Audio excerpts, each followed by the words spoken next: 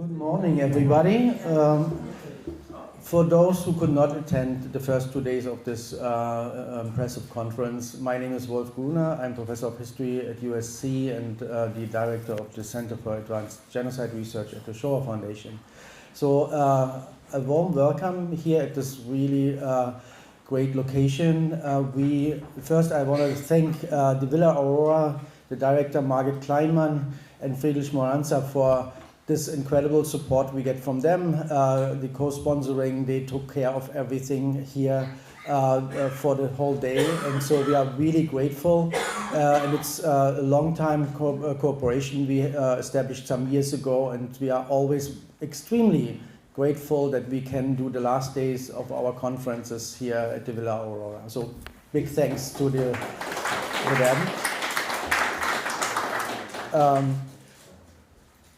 Then I have some housekeeping issues. One is, please, there are still photo release forms not signed and not handed over to Marta or Isabella.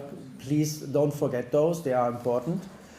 And then, since this is a little bit remote location, Lawrence Baron has to leave for the airport at 1 o'clock, and if somebody also has an early flight, you could kind of share an Uber together. Okay, that's already done. Good. So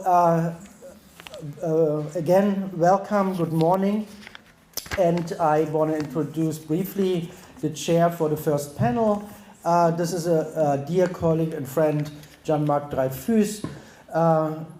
He is originally from France, a specialist on various aspects of the Holocaust, the persecution of the Jews and anti-Semitism in France.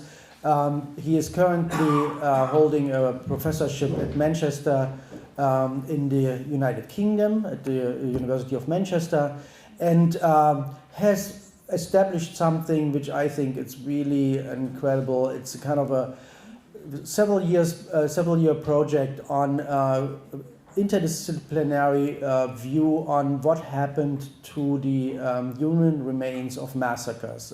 So in the Holocaust, and this is in this capacity, he is right now currently the senior fellow at the Center for Advanced Genocide Research at USC Shoah Foundation, but also kind of with a comparative view to other genocides. So I think that's a really important project. Jean-Marc, I hand over to you.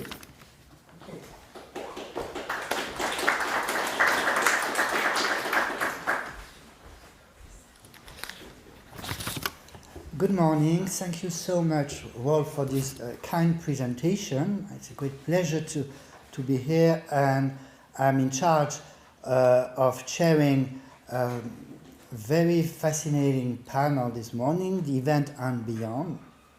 This is something that maybe could be expanded, the question of beyond Germany, beyond the event itself.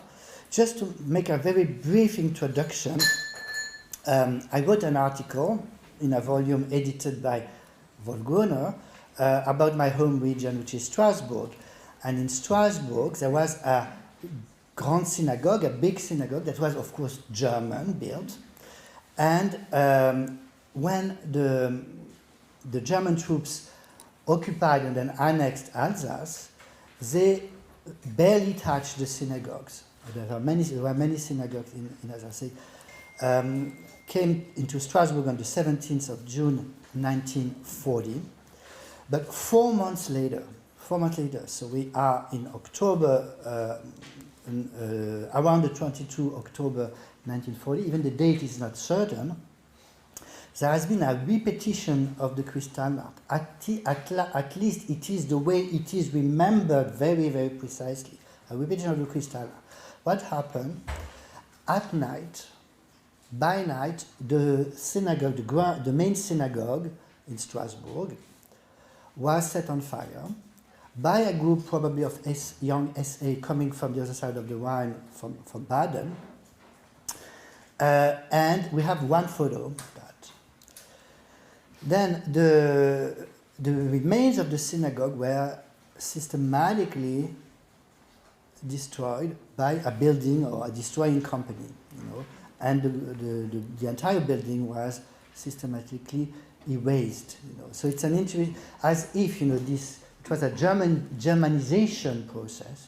So this German Jewish synagogue should be erased, and of course there's something that the loss of the synagogue is also those architectural treasures, because the synagogue had been built by the architect Alfred Levy, who had been very instrumental in building many synagogues in Baden, the southwest of Germany at the end of the 19th century. Okay, that was a very brief introduction. So it's my great pleasure to introduce our first speaker this morning. So Jason Lustig is a Harry Star Fellow in Judaica at Harvard Center for Jewish Studies and the Gerald Westheimer Early Career Fellow at the Lilbeck Institute. Dr. Lustig received his PhD from the UCLA Department of History in 2017, and his research focuses on the history of Jewish archives in Germany, the United States, and Israel-Palestine, and in Alsace, as you told me. His work has appeared in the Journal of Contemporary History and American Jewish History, and is currently preparing a book manuscript titled A Time to Gather, Archives and the Control of Jewish Culture. He also is the creator and host of the Jewish History Matters podcast. So, Jason, 20 minutes.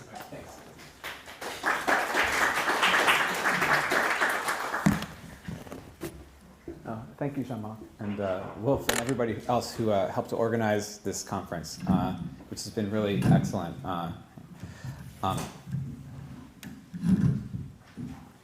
So this morning, I'm going to be speaking about the fate of Jewish archives in Kristallnacht, as well as in the aftermath of the Second World War, as a way to think about the event, sort of what goes beyond Kristallnacht, and also some of the seemingly paradoxical and surprising aspects of the November terror, or whatever, how we want to term it. In as much as, in a surprising way, in the preparations for Kristallnacht, the Nazi and Gestapo leadership specifically ordered that Jewish archives be spared, or even specifically saved during the violence that was planned against Jews and their communities. And this, again, is kind of surprising, because what we see is that there was the express interest in destroying the synagogues, burning them down, looting businesses, homes also, and so on and so forth, but also at the same time to save this historical material. And so, for instance, in a November 9th, 1938 communique from the Gestapo office in Berlin, they issued specific instructions to, quote, that in the case there is important archival material in the synagogues, that they take prompt action to secure them. And so as a consequence, many Jewish communal archives survived the violence of Kristallnacht, and then also through the Second World War, inasmuch as they were kept in the hands of the Gestapo and also local and state German archives. But the directive to preserve Jewish archival material, or to protect it, was obviously not any kind of a kindness. The Nazi leaders had long looked to confiscate and repurpose Jewish records and archives not for historical studies, but as a means to control the Jewish population and its institutions in order to study the Jews for the express purpose of, quote-unquote, justifying the anti-Semitic policies of the Nazi regime. Nevertheless, the archives were protected over the course of the war, ironically, as I mentioned, by the Gestapo, and then they made their way to the present as an important basis for the reestablishment of Jewish archival institutions in the immediate post-war era, as well as kind of as an inspiration, especially looking at the destruction of Jewish archives and archival institutions in Kristallnacht, in the 1980s and into the present. And so this paper was going to explore the fate of Jewish archives in Germany in the lead up to Kristallnacht, as well as the immediate aftermath and in the post-war era. So the Nazis, as I mentioned, they had long expressed an interest in studying the Jews. as part of the development of their ideological and propaganda programs. The Reichsinstitut für Geschichte des Neuen Deutschland had long called for the confiscation and study of Jewish archives. And then after Kristallnacht, the Gestapo would confiscate many of the archives across Germany. And then, of course, during the war, as many people are familiar with, there were a series of groups, including the Einsatzstab Reichsleiter Rosenberg, which looted archives and libraries throughout Europe for a planned sort of research institute in Frankfurt. So that's one way we can look at it. At the same time, also in the lead up to the Second World War, in the period of the consolidation of the Nazi regime's power, there were also regulations that limited the Jews' use of state archives, which, alongside this effort to essentially control and occupy archival institutions, is part of a process of essentially of censorship and installing handlers in the archives themselves. And the result of all of this was a shift towards the control of these archives by the Nazi authorities as opposed to the Jews themselves.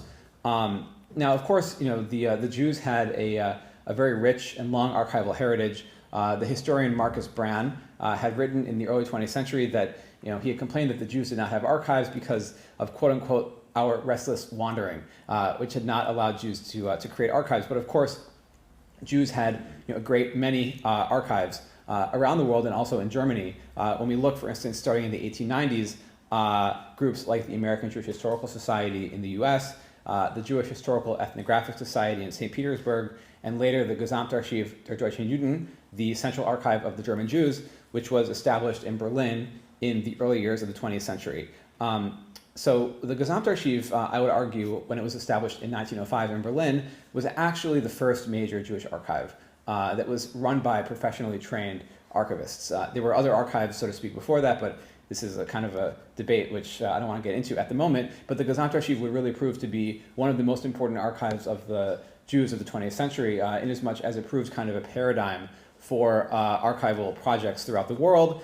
And it was managed initially by a figure by the name of Eugen Teubler, who was a scholar of Jewish life and antiquity, who, after spending a year training at the Geheime Staatsarchiv in Dahlem in Berlin, took over the archive. And his plan was essentially to collect all of the archives of all of the Jewish communities throughout all of Germany. And of course, without getting into it in too much detail, this was kind of a point of contention because he included the Jews of Alsace.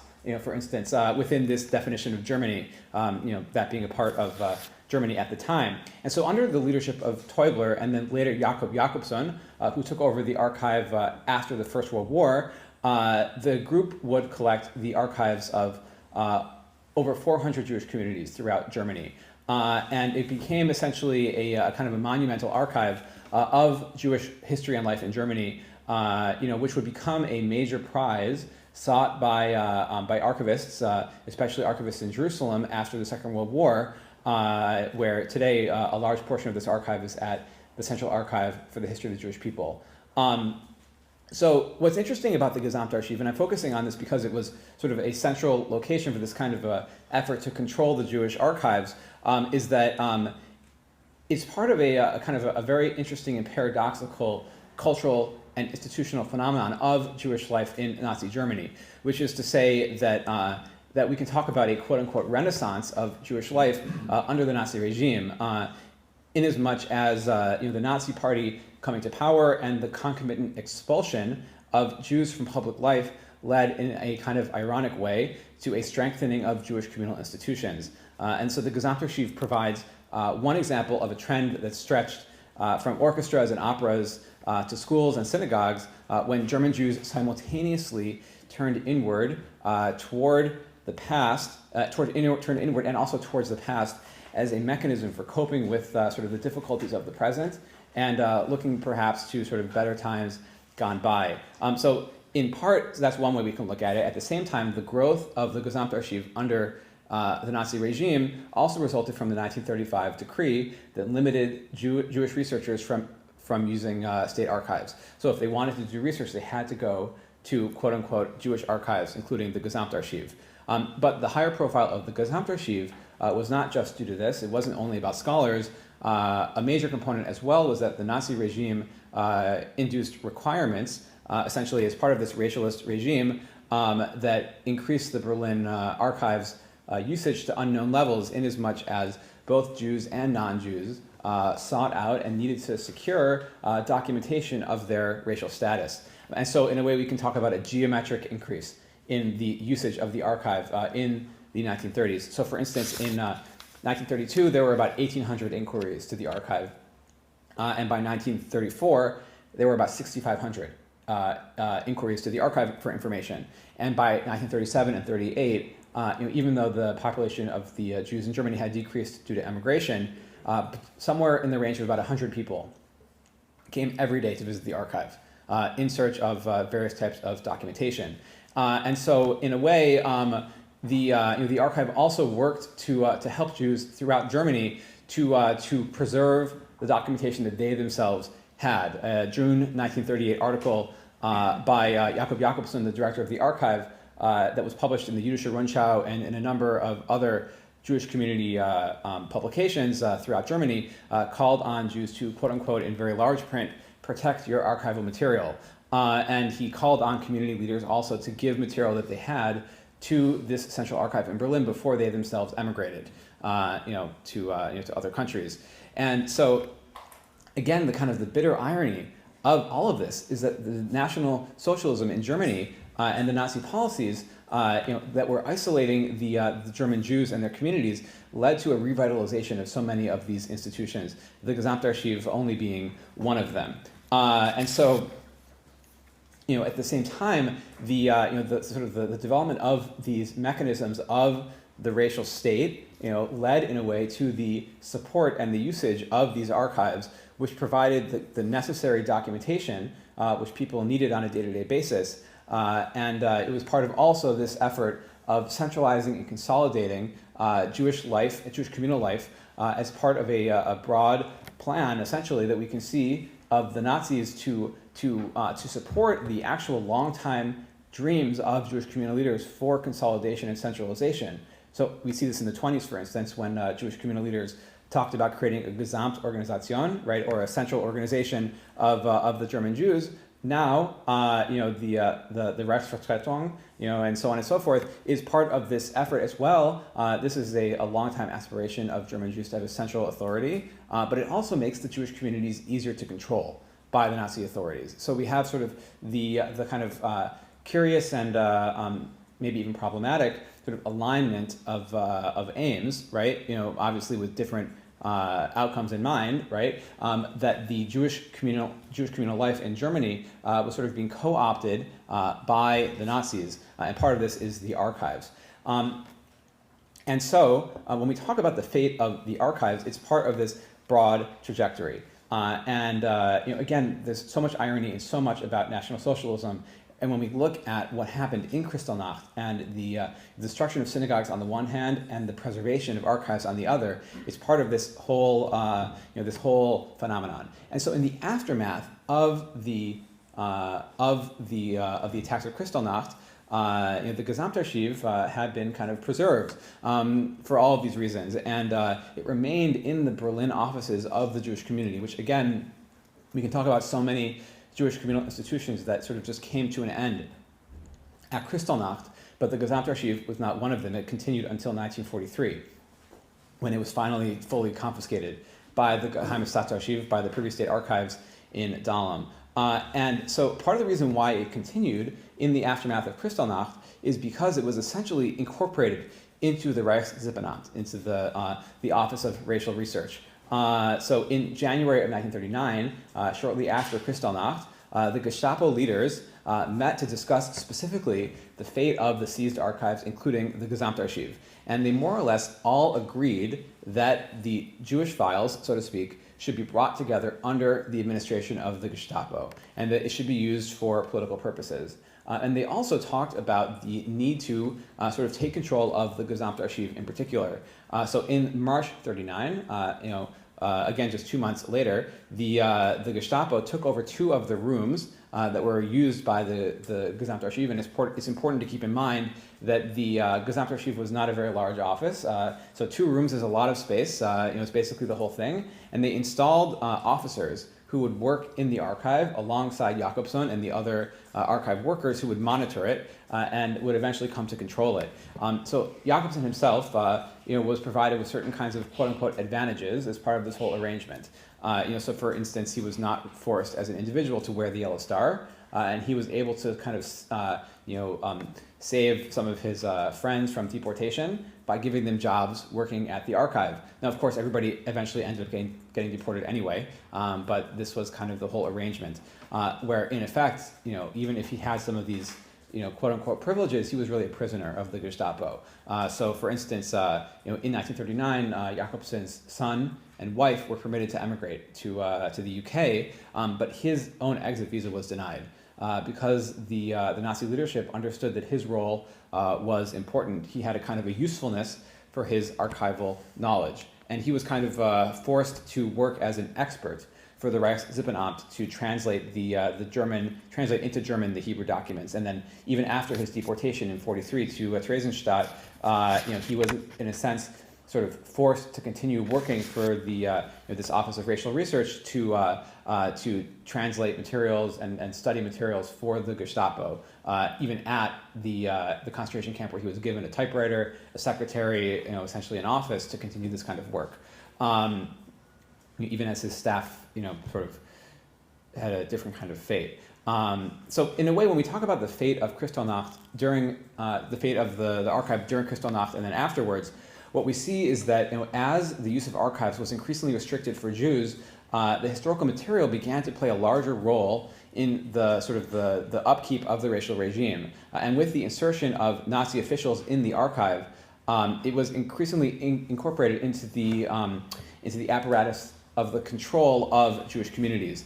And I want to suggest that the archives, kind of were used in this manner of control. This sort of speaks to the larger thesis of my work as a whole. That these archives are not just about the past, right, but also about sort of the control of the present. And so I guess when we look at this as a whole, is that the effort to control these archives was part of this effort to control Jewish life in Germany and to dismantle through it the sort of the institutions and the organs of Jewish life. And then again, if we look at the period after the war, I'll kind of jump through the whole history of how the archive moved from one place to another, which is, in my opinion, kind of pointless. It's more of a question of how people fought over it themselves. Is that so many of the archives ended up in various collecting points throughout Germany, and that had been looted by the Gestapo. And then the records of Jewish life, the Gesamtarchiv included, had kind of had a parallel fate to the Jewish communities and lives themselves, in as much as the records have been, many of them destroyed, and many of them scattered more or less throughout Europe. And in the immediate aftermath of the war, Jewish groups, including Jewish Cultural Reconstruction, which was based in the US, and the Jewish Restitution Successor Organization, as well as the Jewish Trust Corporation, which was based in the UK, they made great efforts to find and try to, quote unquote, give back these archives to institutions that would keep them. And many of these archives ended up in Jerusalem, at what is now known as the Central Archive for the History of the Jewish People. And so, in a certain way, I think we can talk about the looting of the archives in Kristallnacht, their preservation, and then their looting in its aftermath, as kind of setting the table for this kind of post-war restitution, and eventually the reconstruction of Jewish archives in various places, particularly in Jerusalem. And so I think, if I can speak very briefly about this, a couple of examples of how the memory of Kristallnacht played a role in sort of all of these kind of debates. There was a figure by the name of Bernhard Brilling, who was a rabbi and a former archivist at the Breslau Gemeindearchiv. And in 1939, after he was incarcerated in Buchenwald, he emigrated to Palestine, and he was in Tel Aviv, working for the city administration. And in the 50s, he went back to Germany, which is kind of a curious and interesting story. He basically could not find work in Israel as an archivist, and he really wanted to be an archivist. So he came back to Germany, and he created a plan to establish what he called a new Gesamtarchiv. And in 1958, sort of looking at the sort of the 20th anniversary of Kristallnacht, which he sort of saw as the end of Jewish archive and Jewish archive work in Germany, he prepared a series of proposals that he presented to the Zentralrat der Juden in Deutschland, the Central Council of Jews in Germany, basically trying to get the German government to support the creation of a central archive of the German Jews, essentially to continue the work of the Gesamtarchiv as part of the wider activities of restitution. And the project basically remained unrealized, though, because the Israelis put a lot of pressure on him. I could get into it in a lot of detail, but essentially he didn't want to go in the wrong direction with the Israeli archivists, who he was also working for at the same time, because again, he couldn't really find any work. And then by the time that you get to by the time you get to the 80s, so Brilling, worked in Münster for a very long time, and then in 87 to 88, we find again sort of this effort to create new archives in Germany that is again connected to this memory of the destruction of Jewish archives in Kristallnacht. So in 1985, Helmut Kohl gave a speech at Bergen-Belsen where he called, among other things, for the creation of of an archive for the Jews in Germany, which in 87 was established at the Jüdische Hochschule in Heidelberg. And at the same time, you have in East Germany, the Jewish community in Berlin, which has just been going through kind of a period of renaissance in the 1980s, getting control actually of some of the Gesamtarchiv material that had remained in East Germany in the Zentralarchiv in Potsdam.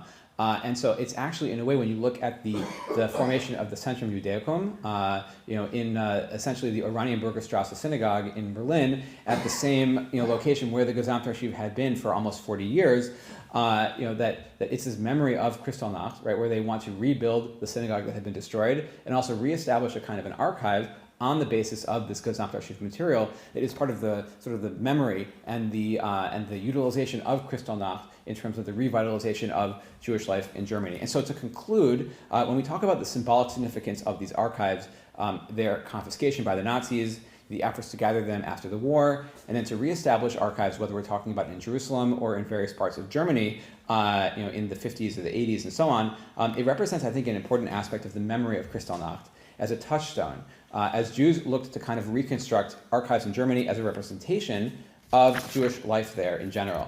And so I think that if we look in the 1950s, that much of the sort of the efforts to extract, so to speak, the archives from Germany to Israel was part of the belief that leaving those files would become a kind of what they called, I think it's kind of funny, but they called it a quote unquote a birth certificate, right? That could be there for Jewish life in Germany, in which many believed at the time had no future. But by the 80s and the 90s, the picture was changing, and the reestablishment of archives shows in a certain way the importance of these materials, not just in terms of history, but also where they are held and how they can be used is just as much about the past as it is about the present, inasmuch as the control of the files was part of the Nazis' efforts to control Jewish communal life, and then also how it is very much about the future as well. So, thank you.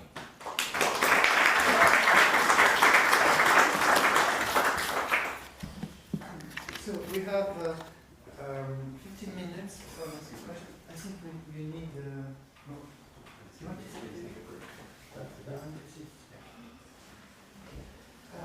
I will take the privilege of chairing for asking the first question, which something that was around in my mind for years. What about the research? Okay. It's a lost. Maybe explain what the research. I don't know if everybody knows. You're talking about the Linisot in Germany, or? Yeah, the way the synagogues in Mm-hmm.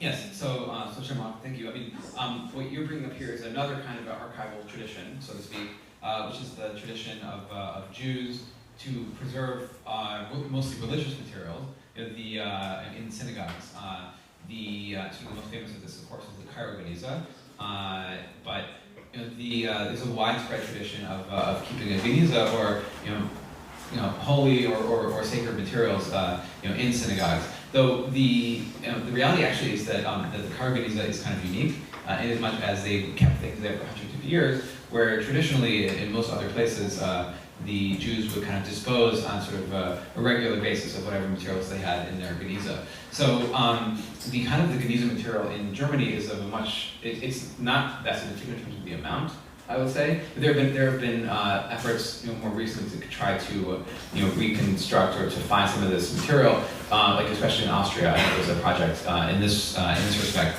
But a lot of that is not actually material that's kept in a Geniza, right, or that was kept inside of a synagogue, but actually documents that were sort of used for bookbinding, sort of reuse of paper and so on and so forth. But there, I think, is a very interesting story to tell as well, especially if you look at the books, about how documents sort of survived the Holocaust in various ways. So I hope that answers your question in some way. Yeah. François? Yes, thank you for a fascinating talk. We saw the map of attacks on Jewish communities in 1938. Mm-hmm. So my question is, the Gesamtarchiv was a well-publicized institution. Mm-hmm.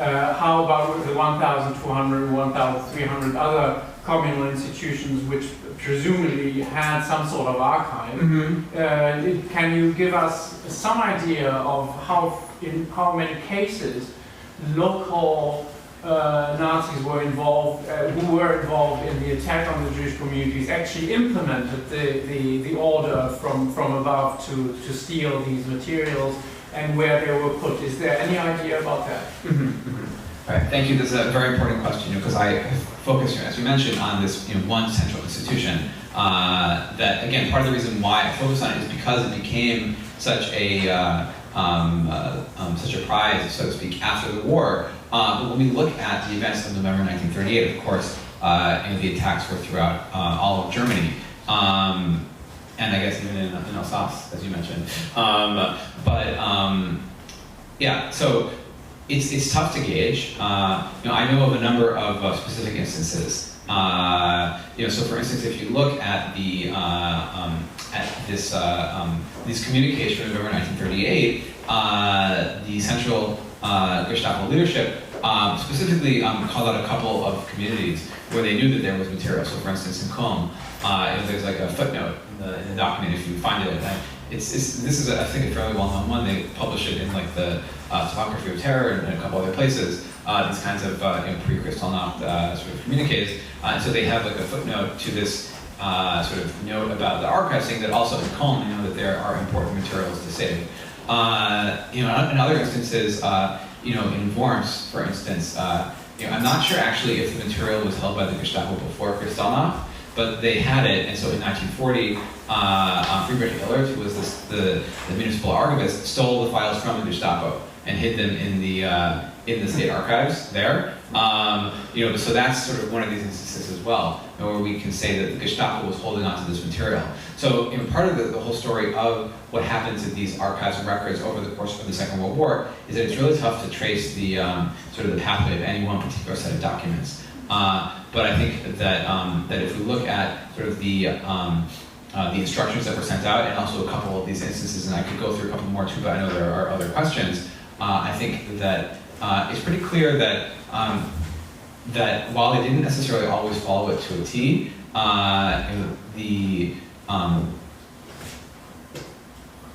there was definitely this interest, especially among the local leadership of the Gestapo, to hold on to this material, especially since they saw it as having this kind of a political utility. Yeah. Wolf? Yeah, I had a kind of a similar question, but just the other way around, because when you think about this night and how also, although there were these orders, but there was also a lot of kind of, let's say, coincidence involved. And so the question is, how many actually archives got destroyed during this night? And so this is kind of the other way around the question. And the second one I had is, you talked about the kind of reconstructions efforts, and you said there's reconstruction, in, for example, with the Gesamtarchiv in Jerusalem. But if you look at the situation, even with the Gesamtarchiv, in the end there is no reconstruction because it's split, yes, right? In two places, in two very different environments. And this is also true for other archives. The archive of the different organizations, Jewish organizations, municipal archives. So I don't know if somehow I feel it's kind of, I have a much more sad view on this, yeah, of the reconstruction. That I see more that this is an effort which kind of is a little bit more a failure than a kind of a gain. And so I wanted your perspective on this. Well, I really appreciate that because I hope I didn't come across as being overly sort of optimistic about this post-war reconstruction. I think the real challenge when we talk about reconstruction after the Holocaust in general is that this was the language that was being used by these groups, right? So you look at like Jewish cultural reconstruction, for instance, which was formed by figures like Self-Assertion and Hannah Arendt and others, mostly based in New York. That particular group sort of came out of an earlier kind of dream that they could actually rebuild Jewish life in Europe, and then eventually they kind of pivoted more towards the reallocation of resources to other places around the world, as they came to understand that Jewish life in Germany was basically, at least from the perspective of 1945, they saw it as being at its end. And it is interesting because the language that is used in terms of restitution, for instance, as well, kind of masks the reality of what was actually happening. Because when you talk about the fate of archives, right, or the fate of any kind of looted property, more often than not, the former owners were no longer around, right, or they didn't even have any heirs that had survived. And so when they talked about quote unquote giving back this material, who would they give it back to, right? And so that's part of the reason why so much ended up in Jerusalem, which was that there was a kind of a legal and sort of ideological theory which was circulated and that was mostly accepted by the restitution groups, that Israel should be considered as the sort of logical heir for much of this. So I think what is interesting as well is sort of, as you mentioned, that these archives, they almost always end up in a different place than they had started. So for instance, if you look at the archives of the Jewish community in Hamburg, right?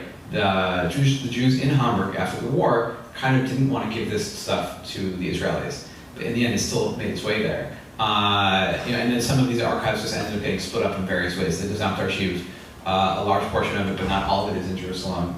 There's another part of it in the Centrum Judaicum in Berlin, though they won't let you see the original files. There's also stuff in Moscow, presumably. Some people sort of make the case, though no one really knows because they won't let you see it. As part of, in general, this phenomenon of the Soviet looting of cultural property after the Second World War. So again, it's this question of what does it mean to rebuild after the Holocaust? I think this whole question of the archives, raises important questions about these actual projects of reconstruction and what was actually being rebuilt after the war. Sandra? I have a very short question about you mentioned that the increasing numbers of people requesting look at the archive. Mm-hmm. Do you have any idea of what were they looking for, or if there's Yes, so what people were looking for was documentation of their racial status. And one of the things that has always kind of made me curious about this is like why people would actually do it, right? Why would somebody want to have proof that they were a Jew, right, in Nazi Germany? It would seem to be disadvantageous for any individual to sort of secure that documentation. My theory on this is that these were actually mostly people who had a mixed heritage, right? That they kind of wanted to prove that one or more of their grandparents had not been Jews, and that it would be kind of for their own advantage to kind of demonstrate this through genealogical records, marriage contracts, and so on and so forth. It's always a question of why people comply with sort of the directives of a totalitarian regime. But I think in this case it's tough to tell because the records that were preserved don't really include, at least as far as I've found, like the actual requests that people were making.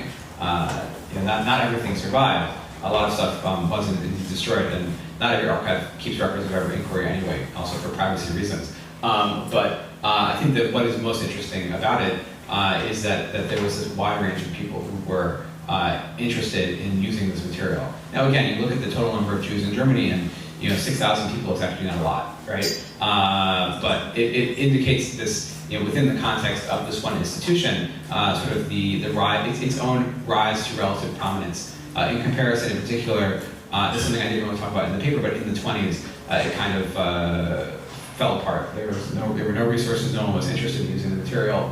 It basically was a one-man shop. And by the 30s, though, it as a result of sort of the changing political climate, rose to prominence, which I find to be really interesting within this broader context of the development of Jewish cultural and communal life in Nazi Germany. I said, Oh, we're not using microphones? No, not that. Oh, okay, fine. I was sort of waiting for that.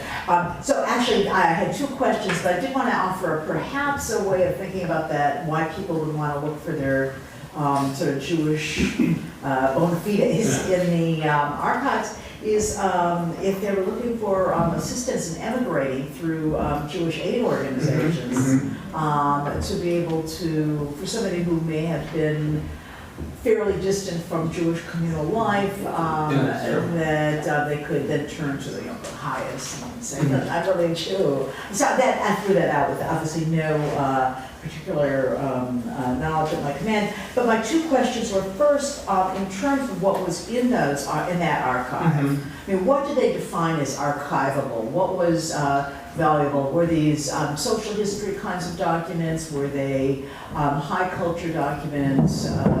What was actually in them? And then secondly, how did the Nazis deal with, or the government deal with Jewish material that was in non-Jewish archives? Because there had to be Jews strewn through all the German archives in terms of business, for contracts, deeds, marriage records, that all that had to be also in general German archives. Yes. So first of all, thank you for that thought, because it's very interesting. I hadn't thought about that in those terms I'm before. very cynical. So. No, but it's an interesting way of thinking about it, and probably was true at least for some people. Again, we can only kind of speculate to some extent. But the material that was kept in an institution like the Gesamtarchiv kind of depended on what was being collected by communities themselves over the course of time. Which is to say that like Teubler or Jakobson would go to a Jewish community, or they would have representatives, local rabbis and other sort of figures who were interested in helping out, who would travel around and kind of make the pitch that you should give your stuff to this central archive in Berlin. And of course, not everybody would actually do it. Some places like in Alsace, for instance, they really didn't want to give up their files because they didn't see themselves as German necessarily, in the early 20th century. But what you have is kind of a range of materials, depending on the community, often the community record books, which would include things like birth and death records, which of course is what was so interesting and important in the Nazi era when talking about genealogy. But also budgets and board meeting notes and all the kind of things that you would expect if you went to, I don't know, the American Jewish Archives and you look at the files of the Jews of Memphis, right, or something. It's all kind of a question of what these communities themselves kept, because they were the ones who initially collected the material, or at least they had it in their offices. But it's often things related to community administration. Now, of course, there were some of the older communities that also had other things like more early modern materials, things like that. But then, I could go into it more detail, but I hope that gives kind of a picture of what kind of materials this was, and also why it was of such importance. Because on the one hand, it represented the sort of the deep roots of these Jews and these Jewish communities within Germany, especially some of the older communities that had documentation. Like you look at the Jews of Worms, for instance, and their archives, which would go back to the 1500s, right? Of course, the Jewish community in Worms was a much older community even than that, but it represents the fact that Jews have been there for a long time. That's the symbolic importance of it, and then of course it has this practical importance in terms of the sort of how it could be used, at least the more recent records, sort of within the context of Nazi Germany. Yeah. Yes, Yeah, two questions. One is this: I have Heydrich's order in anticipation of Kristallnacht, and he's talking about saving the vorhandene Archivmaterial. You give it over to the police, and then it has the sentence: Es kommt dabei ab, dass historische wertvolle Material und nicht auf neuere Steuerlisten und so weiter. What is that about? Why was that distinction found? The second is this: I was at the Institute in Delitzsch with Bernhard Grilling, And as I recall, he was working on local German history. But do you happen to know why someone like Karl Heinrich Rengstorff would give him a home, given the fact that his primary work was on the archives? Do you know anything about how it came to be that he was appointed there? Okay, so these are two, I think, very important questions. You know, so the way that I'll give a very brief answer to that. Yeah.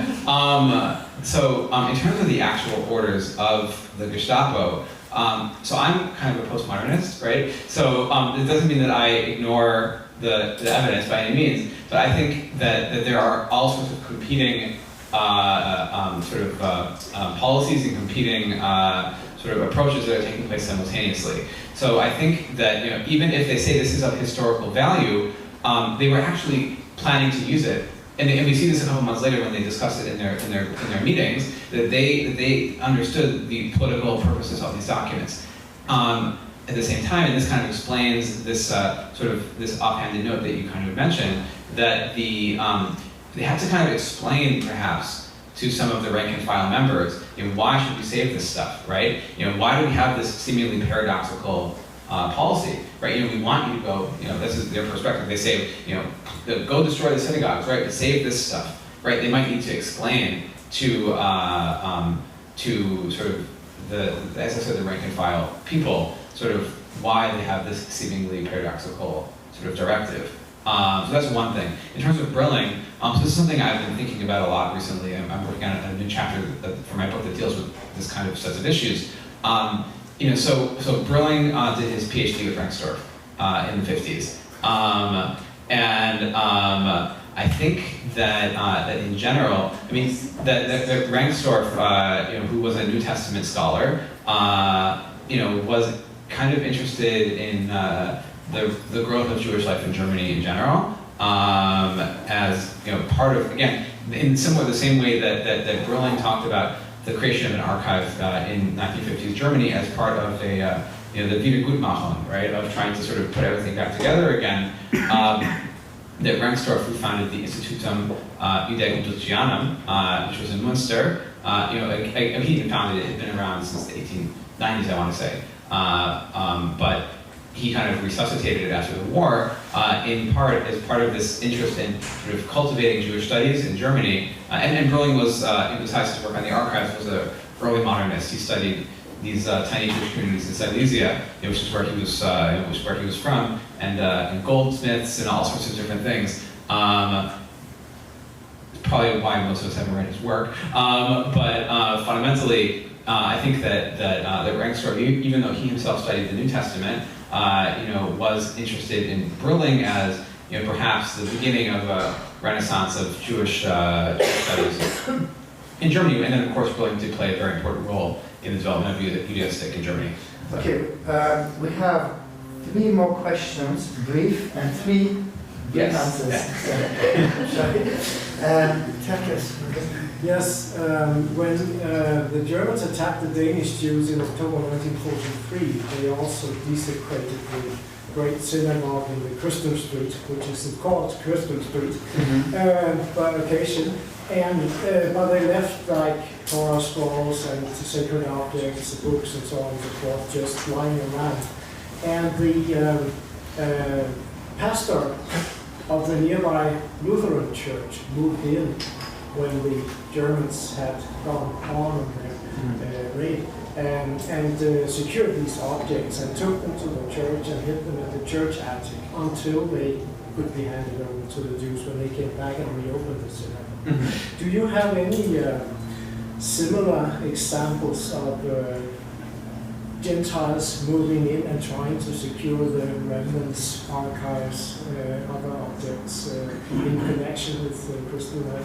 What questions? I don't know, answer the briefly. Okay, yes, so the very brief answer, so I mentioned the archives in Worms, right, before. So this is actually a perfect example of what you just described, which is that Friedrich, who was the municipal archivist in the city, you know, got a hold of this material that had been taken from the Jewish community, and he hid it in an archive. And as anybody who uses an archive knows, the best place to hide something and no one will find it is in an archive.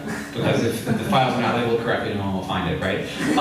But his hope was that Jews would come back to Worms and that he would give this stuff back to the Jews. And this, of course, is sort of the origin of this huge fight that takes place over the course of the 1950s over this archival material that Hitler did not want to give up, and he basically saw as kind of a trust for a future Jewish community, whereas the Israelis and some of the restitution groups argued the Jews would not come back to Worms. So, yeah.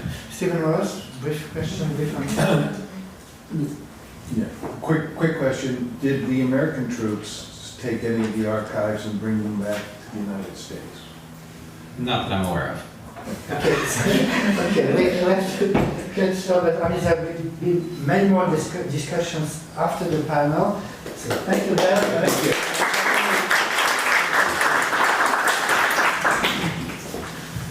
So the next speaker is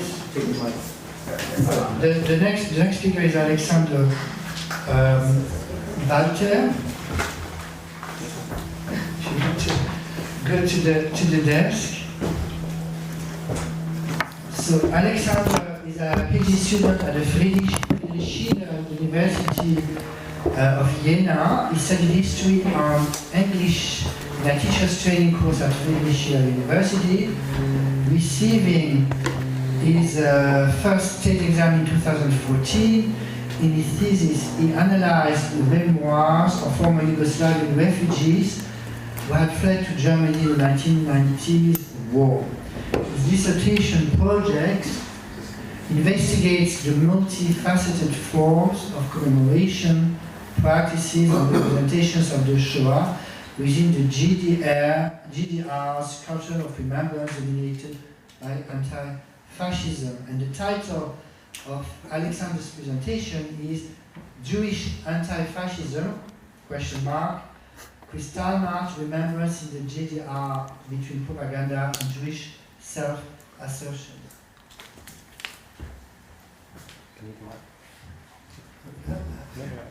There's only one more line.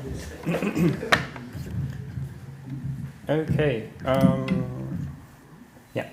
So first of all, thank you to the organizers for having me. I didn't really expect to get an invitation, and it is especially nice to be here because doing research on a GDR usually means that you do most of your research in East Germany, which isn't exactly as spectacular as this is. All right. The memory of the events of November 1938 can serve as a litmus test of the East German regime's view on the Holocaust. When the GDR was founded in 1949, its ruling elite was facing a fundamental dilemma. Establishing a socialist country was seen as a result of the previous anti-fascist struggle against Nazi Germany and, based on a Marxist view of history, as the only possible consequence in the history of class struggles. While the GDR had that fact in common with other socialist regimes taken over in all over Eastern Europe, there was one crucial difference. The GDR was one of two successor states of the German Reich, and thus the land of the perpetrators. Both German governments tried to solve this problem in a similar way, although with a different tone to it. Both were eager to grant amnesties to all those willing to help build a new state. Questions of guilt and responsibility were soon discarded, and a small set of perpetrators was presented to the public. In the West, these included mostly Hitler and his henchmen. In the East, it was Hitler and, more importantly, capitalists and West German industrialists. Ever since the collapse of the GDR, historiography has argued, for the most part, that the Holocaust was a taboo topic in East German memory culture.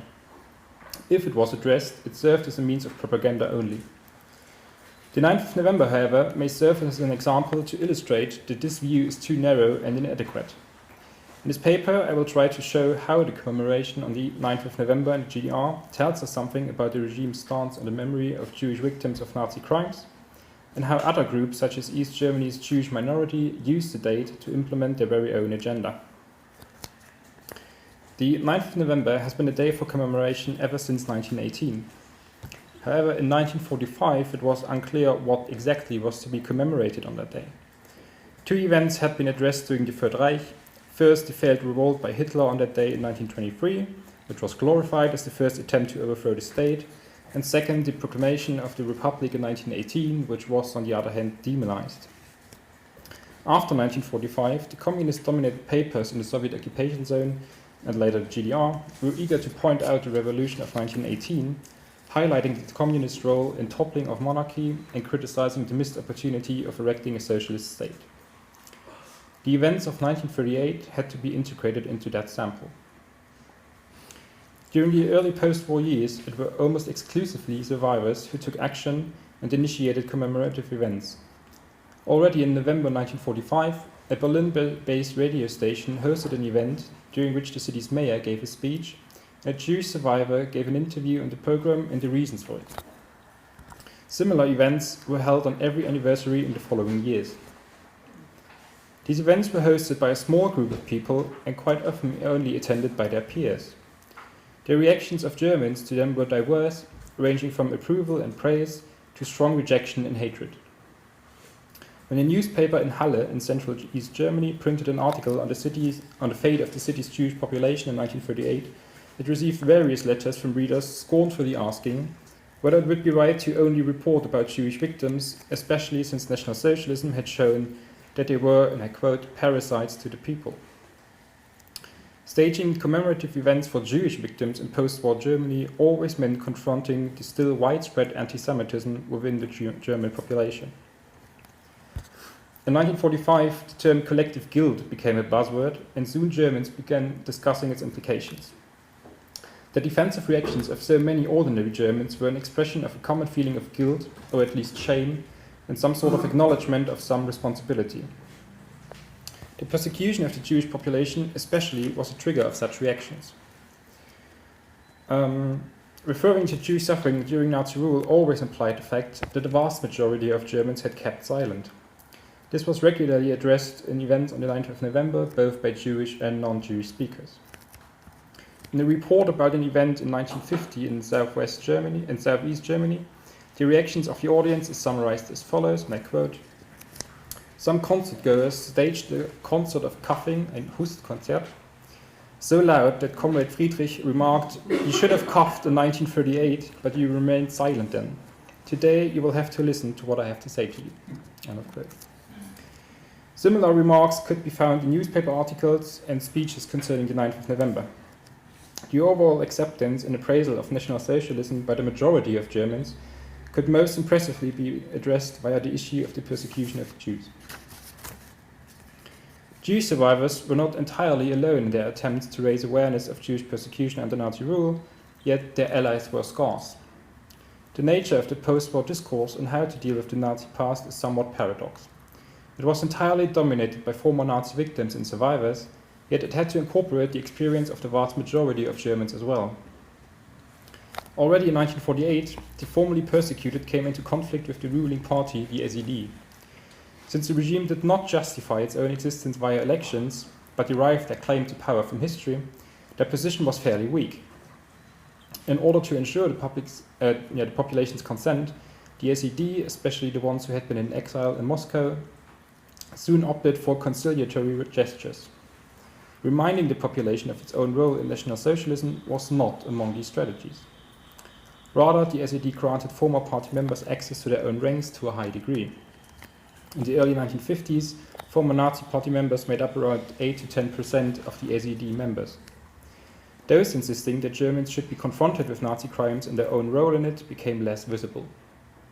Accordingly, the Association of those persecuted by the Nazi regime, die Vereinigung der Verfolgten des Naziregimes, VVN, soon became a thorn in the regime's flesh. It was the VVN especially who assisted Jewish survivors in their struggle for recognition. Between its foundation in 1947 and its forced dissolution in 1953, between 1/3 up to half of the members of the association were Jewish or had been defined as Jewish and persecuted accordingly by the Nazis. The leadership was distinctly communist, but Jews, and some of them communists as well, always played a role. Only 2 years after the end of the war, it became obvious how severe German anti-Semitism still was. Dozens of Jewish cemeteries in all 4 occupation zones had been desecrated and destroyed. The 9th anniversary of the Kristallnacht in 1947 was therefore used by both Jewish and non-Jewish survivors to address their concerns. During an event in Dresden, the head of the local Jewish community and member of the VVN's inner circle, Leon Löwenkopf, the 4th from the left, painted a grim picture, and I quote, 9 years have passed and we, the few surviving Jews stand here forlorn and alone, surrounded by millions of corpses of our murdered children, fathers and mothers." End of quote. Disregarding the claim of collective guilt, Löwenkopf still stressed that millions of people and millions of Germans had participated directly or indirectly in the murder of millions of Jews. Despite that bleak assessment, Löwenkopf still saw a possibility for Jewish life in post-war Germany, but was unsure whether the Germans themselves were actually willing to let that happen. And this and similar other speeches, the 9th of November became a symbol for the entire destruction of European Jewry, for which there hadn't been a name established then, at least in Germany. When people referred to Kristallnacht, it often implied a reference to the entire Holocaust, without explicitly mentioning it. Furthermore, this speech indicates that for most Jewish survivors, the question of remaining in Germany hadn't been answered in the mid-1940s. Reminding the German population of its own responsibility and hoping for a change in the attitude was certainly a way for many survivors to ensure themselves that it had been the right decision for them to return to Germany. But these events never attracted as many people as the official so-called Day of the Victims of Fascism, which was held on every second Sunday in September from 1946 onwards, and where allegedly all Nazi victims were commemorated, but with a distinct focus on communists. Although the VVN, and quite often also the churches, assisted the Jewish communities in the planning and staging on events on the 9th of November, attendance was scarce and the outreach negligible. Very soon, the 9th of November had become a fixed date in the calendar of staged events, but it never reached an importance fitting its course. In this way, both German societies were very similar, since both could not care less about a constant reminder of their very own enmeshment. Following anti-Semitic campaigns all over Eastern Europe in 1953, a vast amount of Jews left the communities, and mostly the GDR as well. Almost every leading figure fled, and the Jewish communities had to reorganize themselves very quickly. But even in this hostile situation, commemoration could continue. Only half a year after the hasty flight of its board members, the Jewish community of Berlin unveiled a new memorial stone at its cemetery in Berlin-Weißensee. Contrary to what some historians have claimed, the community staged events on or around the 9th of November on every year during the GDR's existence. Yet after the dissolution of the VVN in 1953, public awareness of these events plummeted, and the few remaining community members were mostly among themselves. Still, the communities were eager to stage dignified events and often asked artists for their assistance. The most frequently requested artist to make an appearance at such events was the Dutch Jewish singer and actress Lynn Yaldati. Born in Amsterdam in 1912, Yaldati became a performer of mostly Yiddish songs and joined the Communist Party in 1936. Her husband, Eberhard Rebling, was a German communist, non-Jewish, who had fled to the Netherlands to avoid being conscripted for military service. After the German assault in 1940, they joined the Dutch resistance, but were betrayed eventually. Yaldati was deported with her family and others, among them Anne Frank and her family, from Westerbork to Auschwitz and then later to Bergen-Belsen. After the liberation, she returned to Amsterdam. The family struggled, and in 1952, Yaldati's husband was offered a job in East Berlin, which he gladly accepted. Only 7 years after the war, Yaldati moved to the country of the perpetrators responsible for the death of her entire family. The future of her career was uncertain as well. The demand for Yiddish songs in post-war Germany was considerably low, but the couple soon found its audience. Already in 1952, they participated in a show commemorating Kristallnacht, the first of many to come. I'm sorry about the quality, but that's just the way it is. Although Yaldati soon incorporated German folk songs into her program, she always stuck to the core of her repertoire of Yiddish songs, many of them with reference to the Holocaust, such as Mordechai Gebirtig's Es brennt, It is burning. Her growing reputation helped raise awareness of the community's events she participated in, but it never really altered the small, intimate character. It took a while for the regime to realize that Kristallnacht commemoration events could be exploited in a propagandistic fashion, but in 1963 the time seemed right. The event was staged shortly before the opening of the Auschwitz trial in Frankfurt, and following a campaign against Hans Globke, who had written a legal annotation to the Nuremberg race laws in 1935, and who was in the 1960s serving as the head of the West German Chancellery under Adenauer. In this setting, the SED took the opportunity of presenting the GDR as a place where Nazis were rigorously persecuted and where Jews could live happily ever after. The Federal Republic, on the other hand, was demonized. The official event commemorating Kristallnacht was held on the 11th of November 1963 in the German Hygiene Museum in Dresden. A few days prior, the Association of Jewish Communities in the GDR had published a so-called Appeal to the Jews of the World and All Men of Goodwill, condemning neo-fascist activities in West Germany and praising the GDR.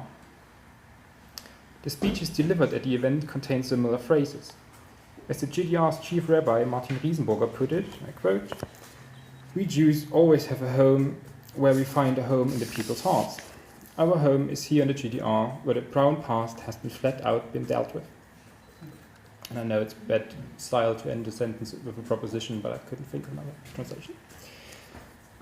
Now, these remarks seem weird and off-putting at first, and have shaped the way historians have written about Jewish life in the GDR. The heyday of this research was carried out in the 1990s, when scholars harshly criticized the Jewish communities, arguing that their chairmen succumbed to the regime's pressure, willfully assisting a dictatorship. Works on Jewish life in the GDR often had a polemic ring to it, as Jews were especially harshly critiqued for their behavior.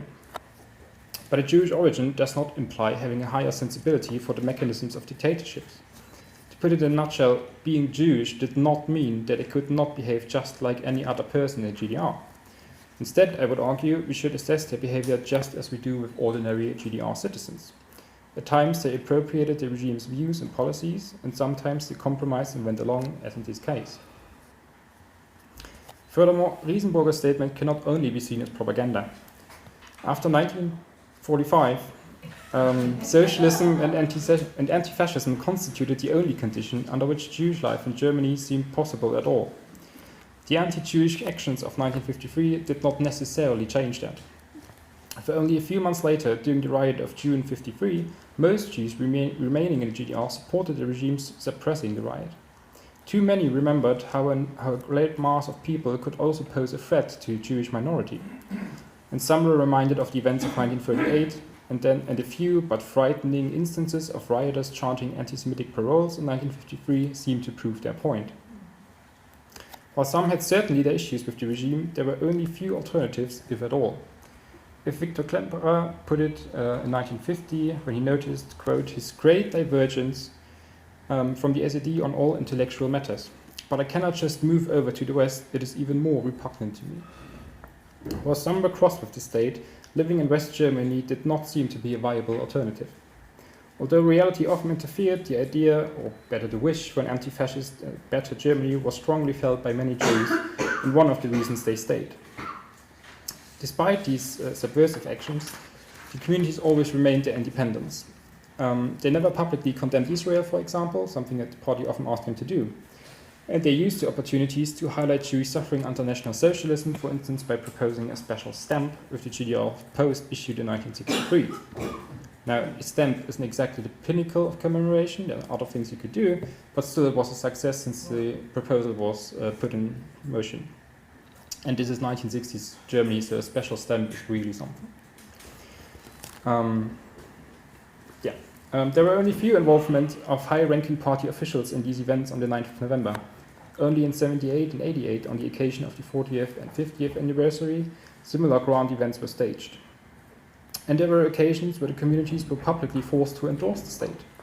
Following an anti-Zionist campaign after the Six-Day War in 1967, the communities were cautious and many were reminded of the campaign of 1953.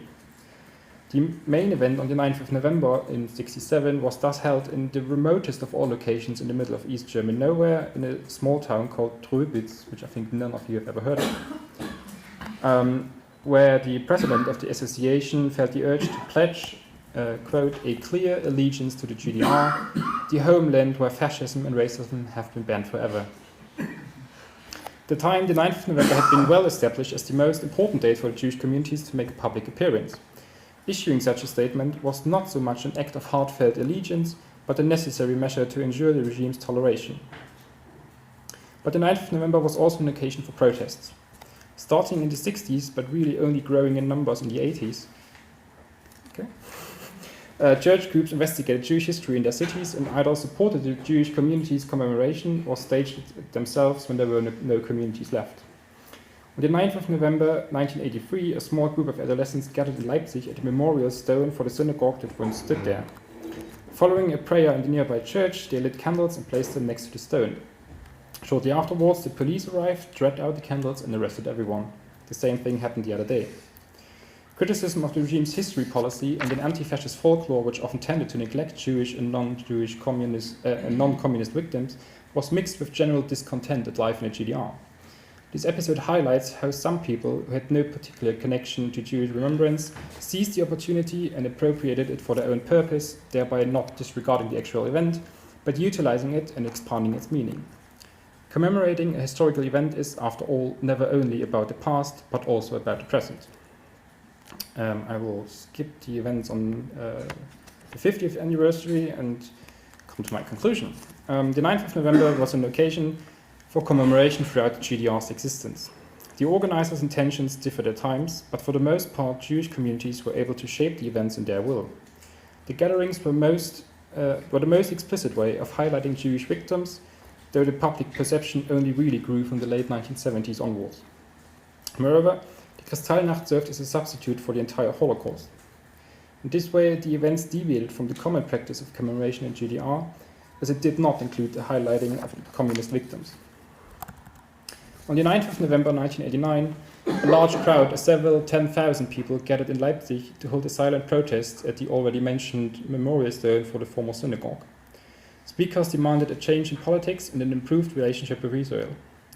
Roughly at the same time, at a press conference in Berlin, a happy mistake happened, leading to the partial opening of the Berlin Wall later that night, effectively initiating the end of the GDR. As chance would have it, the 9th of November has become a relevant date in German history once more. Thank you.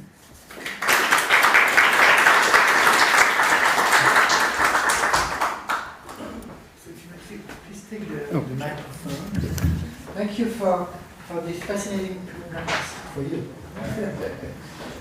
For this fascinating presentation, we really reconsider what we have read before, on this absence of commemoration of the Holocaust in East Germany.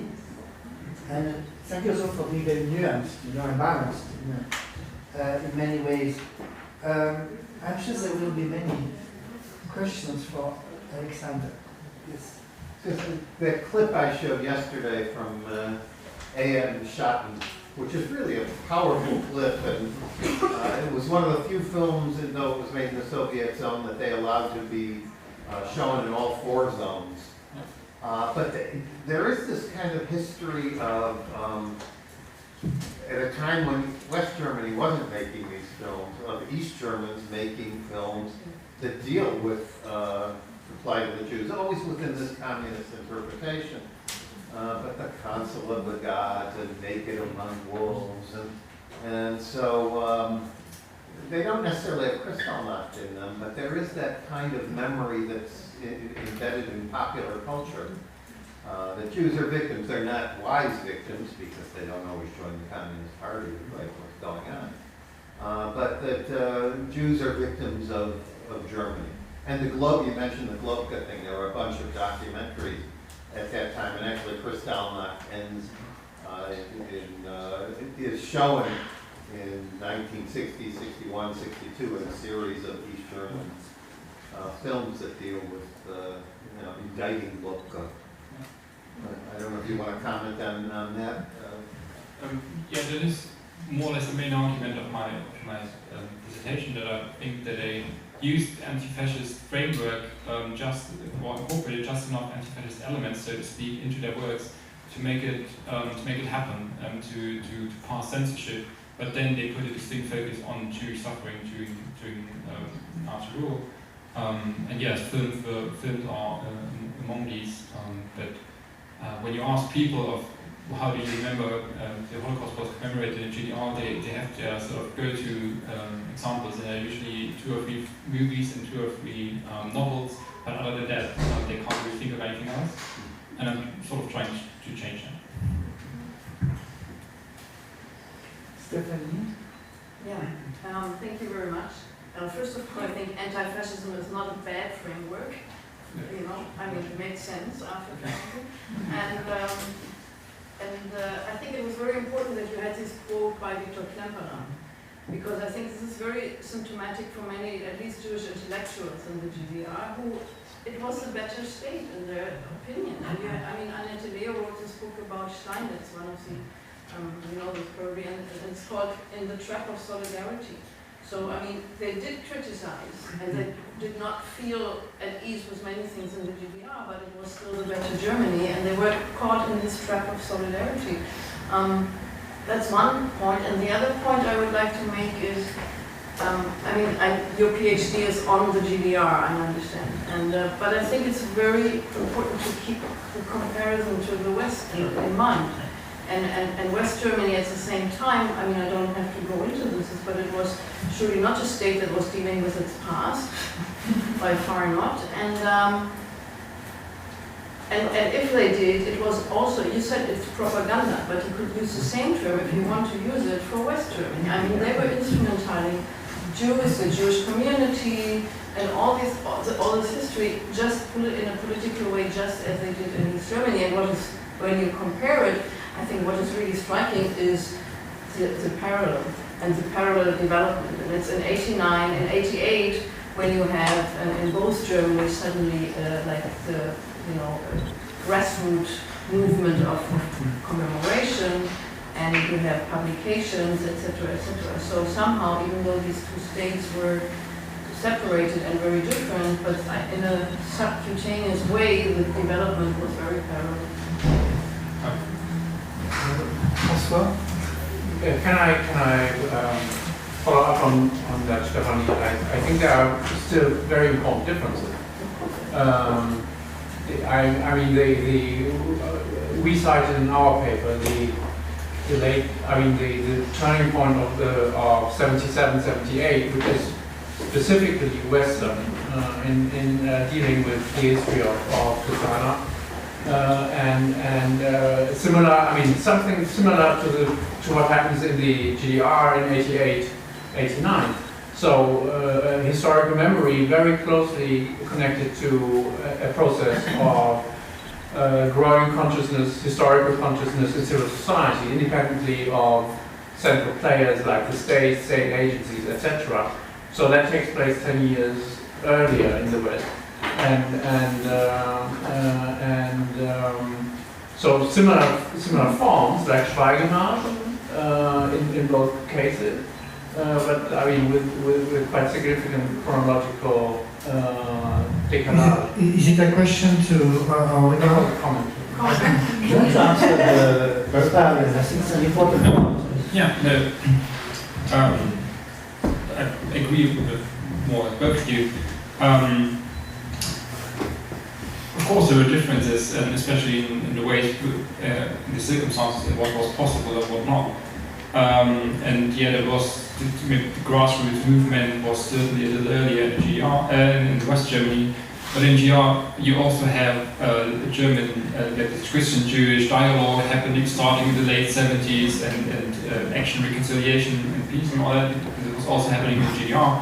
I think the turning point 78, 79 was not so much different, because only then the government sort of realized that they had to participate in some sort into these with these events, and that also happened in GR. The impact of the Holocaust movie was certainly also felt in East Germany because people were also watching that, obviously. Yeah, I think the main circumstances were similar. There's this quote that's often cited by Stefan Herrlin, an East German Jewish writer, saying in an interview in the late 80s, it is hard to rule people who constantly feel guilty, which is certainly also true for West Germans.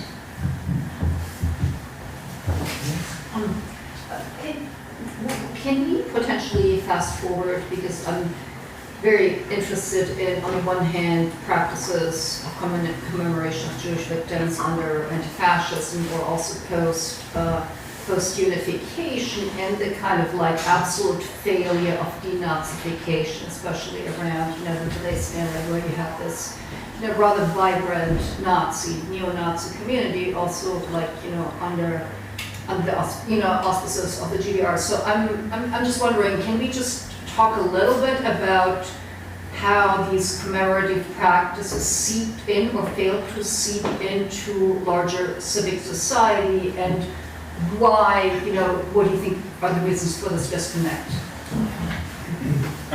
Yes, there's certainly a reason why there are so many Nazis these days in East Germany, but it's not exclusively an East German problem, but of course it is much more visible in East Germany. And growing up there, you sort of know, what I'm talking about. And well, the problem with anti-fascism was that it was something that was imposed on two people. And if you keep reminding people, or if you keep stressing that there are allegedly no Nazis and there is no anti-Semitism in the state, anti-fascism sort of becomes irrelevant to you. Because there was this survey done of teenagers' opinions in the late 80s in the GDR, what they think about anti-fascism and what they think about history. Basically, the results were that they don't see the need to go to Buchenwald and to do all these anti-fascist rallies, because if there is no capitalism, there can be no fascism. So why should we care? And I think this has seeped into people's minds, and we see these repercussions today. But there are also other reasons for it's not just anti-fascism why there are so many Nazis these days in East Germany. This is just a side note. 2 weeks ago, I went to a conference at the Los Angeles Museum of the Holocaust about the Russian Holocaust. And just like you said, the commemoration isn't just about the past, it's about the present. She told us, and documented it, that the way they deal with the Holocaust in Russia is they don't.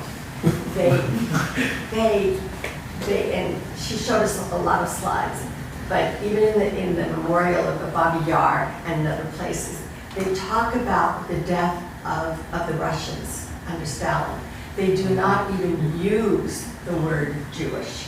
It doesn't even come up, just as a side note. You mean now or now? Under communism? Now, yeah. Do you want to answer? And I'm not an expert, it's just the class I took. Can I just ask you, do you take a comparative approach with others, let's say, communist regime, not the Soviet Union, but like Poland, Czech Republic, or is it something you're interested in, or is it too broad? Well, it would be too broad for the project, but of course it's worthwhile to keep it in mind that it basically worked the same way all over Eastern Europe in the socialist state, that communist victims were highlighted and that you would refrain from calling them Jews, but more describe them to victims of a certain state. And we see this, I think that is still happening in Russia and also in Poland these days, or in Hungary, or basically all over Eastern Europe, more or less, is the result of this nationalist wave that is still rolling all over Eastern Europe. Yes, thank you for your really interesting talk. Because you mentioned Buchenwald, I would be interested if you could tell us more about the role of the memorial sites like Sachsenhausen, Ravensbrück in the commemoration of the November pogroms, and also I would be interested, because I have not much knowledge about this, where the memorial sites in the GDR also a place of negotiation, like what kind of actors can we see there, like we have the Fofa NVDA, but also could the Jewish community influence the memorial sites? The memorial sites, the three large ones you mentioned, Ravensbrück, Sachsenhausen and Buchenwald, were sort of the central stones of anti-fascism. This is how anti-fascism was supposed to look like. And people were brought there on a massive scale, inaugurated into the Free German Youth and or into the National Army and all that. So it had a highly symbolic meaning. But also there were commemorative plaques for Jewish victims, not that many, but already being placed in the early 50s, for example, in Buchenwald, and that happened. But usually people were commemorated via their national affiliation, by their nation, and not so much for the reason they were imprisoned by the Nazis, except for Jewish victims. There's one of my favorite episodes in the early 60s. A German Jew who then lived in Israel goes to East Germany, visits Buchenwald, and then writes a letter to the president of the state, complaining in this so-called road of nations where all the nations are listed. It was supposedly in Buchenwald.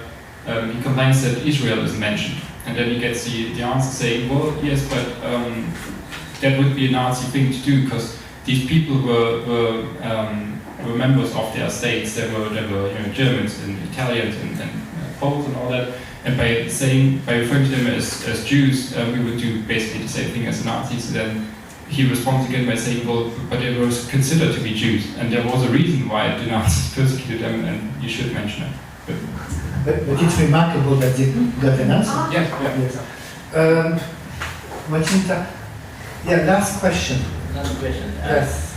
I'm curious about the use of the words fascism and Nazism in Deutsche Demokratische Republik. Can you say something about it? Usually it was called fascism, but when people made a use, yes, but when people said National Socialism, I think this was a deliberate choice to do that.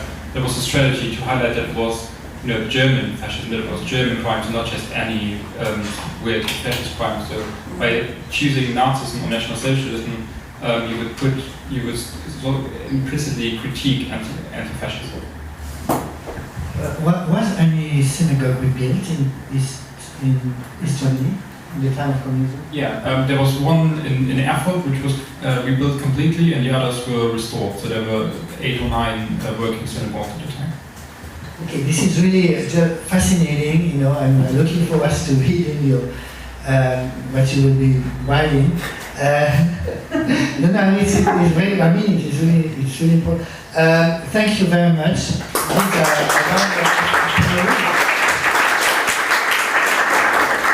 And I'm calling the last panelist. Thank you. The last panelist, Mark Wolfgram.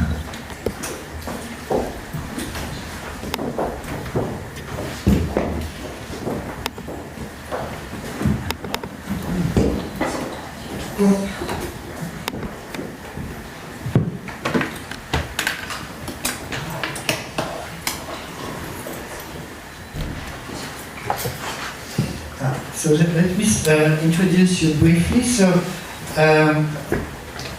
Mark Wolfgram is affiliated with McGill University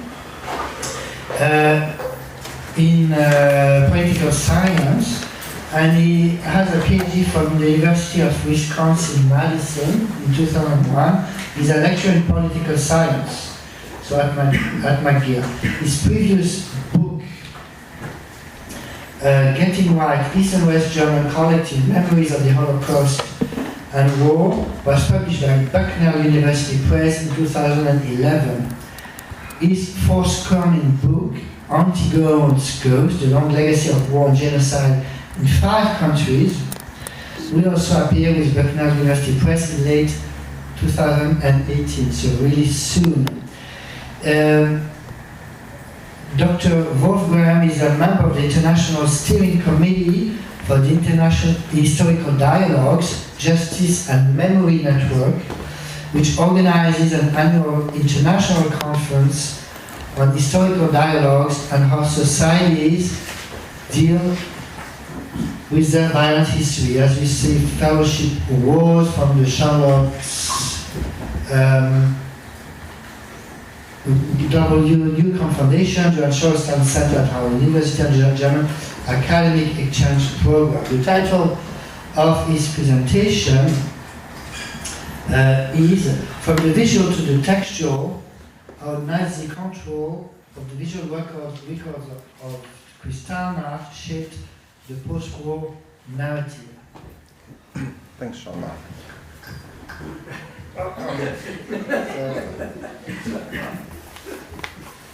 I think Freddie Mercury did that one time too. So I'm just underline one point that Jean-Marc mentioned in his introduction, so thanks for the introduction. The organization, so the Historical Dialogues, Justice and Memory Network, is housed at Columbia University at their Institute for the Study of Human Rights. And we've been putting on an annual conference for, I need to start my timer, I'm sorry. And Jean-Marc, I'm starting a timer here. So when the chimes go, I'm off the stage. And I'm starting it now, so that. I believe in Foucauldian self-discipline, so I've got it right here to keep me on track. So we organized an annual conference. We had I think 7 or 8 of those conferences now. We've alternated between Columbia University and different locations in Europe. And so if you're not already familiar with our organization, we have a newsletter, which is how I learned about this conference. And so it's a very useful resource. And I think many of you, based upon the topic of this conference here, you might find our conferences interesting as well. What is it called in the organization? The Historical Dialogues, Justice and Memory Network. So this paper in this conference gave me a chance to go back to my first book, which Jean-Marc mentioned, Getting History Right, East and West German Collective Memories of the Holocaust and War, to tie up a loose end. It was a comparison of East and West Germany, and I used Kristallnacht as a way of trying to temporally locate discussion of the Holocaust in both countries. It was a commemorative date where I thought I could find material. And when I was reading these newspaper articles and I used 4 different newspapers, 3 in West Germany, 1 in East Germany. I had the impression that there was a lot of focus given to damage against property, not very much about what had happened to people. But it wasn't something that I followed up at the time. I sort of set it aside. But I also remembered that, that there was this interview with Günter Beukert in one of the Tagesspiegel, that was one of the newspapers I was working with. And he talked about how he had to work with the Nazi propaganda ministry, get pre-publication approval before he could send out, and he was the AP photographer, I'm going to come to him in a moment, of publishing that material. And so I just sort of had that tucked away, and this gave me a chance to go back and look at that material. Something else that why I'm introducing my new book as well, is I want to talk about a few psychological and social psychological mechanisms that I think are particularly important in terms of thinking about how societies deal with their difficult histories. And so I think about my work in terms of comparative collective memory research. And the new book is a comparison of Germany, Japan, Spain, Yugoslavia, and Turkey. It's called Antigone's Ghosts. And in that book, what came to play a much bigger role in the book than what I originally anticipated. So the German book the idea was, let's compare political institutions. Let's compare how, what are the advantages that come with a democracy in terms of dealing with a difficult history? And what are the potential burdens of having to deal with that same difficult history within an authoritarian system? So I thought, well, let's broaden the comparison in the next book.